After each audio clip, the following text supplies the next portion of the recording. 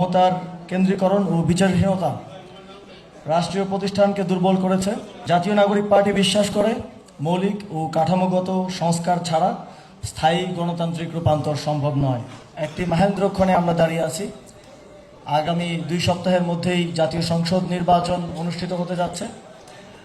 আমরা জানি তারুণ্যের প্রতি জুলাই গণঅভ্যুত্থানের পর জাতীয় নাগরিক পার্টির প্রতি আপনাদের আকাঙ্ক্ষা রয়েছে, দেশবাসীর আকাঙ্ক্ষা রয়েছে এবং আপনারা আমাদের ইশতেহার আমরা কি প্রমিস করছি, কি কমিট করছি সেটা শুনতে দীর্ঘদিন ধরে আগ্রহী হয়ে আছেন। আজকে সেই দিন, আজকে সেই ইশতেহার ঘোষণা হবে।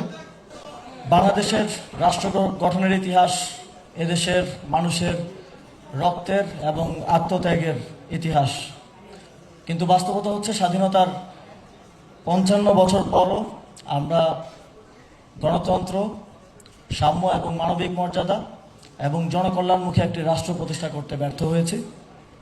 এই ব্যর্থতা এবং এই বাস্তবতা স্বীকার করাই আমাদের রাষ্ট্র সংস্কারের প্রথম ধাপ বলে আমরা মনে করি। দীর্ঘদিনের দলীয়করণ, ক্ষমতার কেন্দ্রীকরণ ও বিচারহীনতা রাষ্ট্রীয় প্রতিষ্ঠানকে দুর্বল করেছে। এর ফলে নাগরিক অধিকার সংকুচিত হয়েছে এবং শাসন ব্যবস্থায় জবাবদিহিতা ভেঙে পড়েছে, যার পরিণতি ছিল একটি ফ্যাসিবাদী কাঠামোর উত্থান। গণঅভ্যুত্থান ছিল জনগণের স্পষ্ট বার্তা রাষ্ট্রকে আগের কাঠামোতে চালানোর বিপক্ষে এবং একটি নতুন গণতান্ত্রিক রূপান্তরের মাধ্যমে রাষ্ট্রের পুনর্গঠন এবং পুনর্বিন্যাস। জাতীয় নাগরিক পার্টি বিশ্বাস করে মৌলিক ও কাঠামোগত সংস্কার ছাড়া স্থায়ী গণতান্ত্রিক রূপান্তর সম্ভব নয়। সেকেন্ড রিপাবলিক কোনো স্লোগান নয়, এটি একটি জবাবদিহিতামূলক, অন্তর্ভুক্তিমূলক ও মানবিক রাষ্ট্র প্রতিষ্ঠার অঙ্গীকার।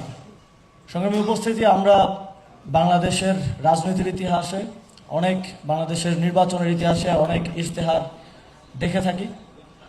একটা কমন বিষয় আমরা দেখি যে কিছু কিছু ক্ষেত্রে একটা বেঞ্চমার্ক স্টাবলিশ হয়ে গেছে যে আমাদেরকে শিক্ষায়, স্বাস্থ্যে জিডিপির 5% বরাদ্দের কথা বলতেই হবে। সেটা যতটুকু বাস্তব হোক কিংবা না হোক, আমরা সেটা ভেঙে বেরিয়ে আসতে চেয়েছি। আমরা বাস্তবতার নিরিখে এই ইশতেহারের মধ্য দিয়ে আগামী 5 বছরে বাস্তবতার ভিত্তিতে যতটুকু বাস্তবায়ন সম্ভব এবং যতটুকু আমরা বাস্তবায়ন করতে পারবো বলে আমরা বিশ্বাস করি, আমরা যদি এখন কমিট করি যে আগামী 5 বছরের মধ্যে আমরা শিক্ষায় এবং স্বাস্থ্যে 5% ইচ করে বাস্তবায়ন করব, তাহলে সেটা অনেকটা অলীক শোনাবে এবং আমরাও বাংলাদেশে চলমান যেই রাজনৈতিক প্র্যাকটিস, কথা দিয়ে কথা না রাখতে পারার যেই ইশতেহার দিয়ে সেটা বাস্তবায়ন না করতে পারার যে প্র্যাকটিস, সে তার মধ্যে ঢুকে যাব। আমরা সেটা চাই না। এই ইশতেহার জনগণের সঙ্গে দীর্ঘ কথোপকথনের ফল। আপনারা জানেন, জুলাই পদযাত্রা থেকে শুরু করে আমরা দেশের পথে প্রান্তরে গিয়েছি, আমরা মানুষের কথা শুনেছি, মানুষ আমাদেরকে তাদের বক্তব্যগুলো দিয়েছেন, তাদের দাবিগুলো জানিয়েছেন। আমরা সমাজের বিভিন্ন কমিউনিটির সাথে বসেছি, তাদের কথা শুনেছি, বিভিন্ন পেশাজীবী গোষ্ঠীর সাথে বসেছি, শ্রমিকদের নেতৃত্বের সাথে বসেছি।